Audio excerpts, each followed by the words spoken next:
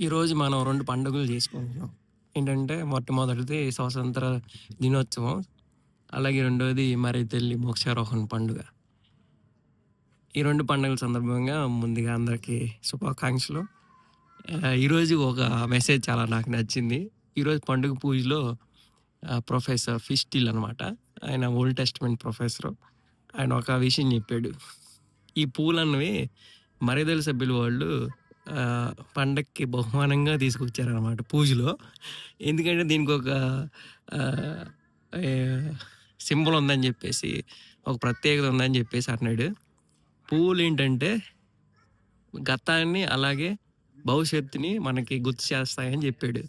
ఎందుకంటే పువ్వులు వాడిపోతాయి. అంటే చనిపోతాయి. అంటే గతం. అలాగే కొత్త పూలు పుడతా ఉంటాయి. అది భవిష్యత్తు. అలాగే ఇండియాలో మనం ఇండిపెండెన్స్ గురించి మాట్లాడినప్పుడు చాలామంది స్వతంత్ర పోరాట యోధులందరూ గూడా చనిపోవటం వల్లే మనకి ఈరోజు కొంచెం స్వాతంత్రం వచ్చి చాలా ప్రశాంతంగా, సంతోషంగా ఉన్నామని భావిస్తున్నాను.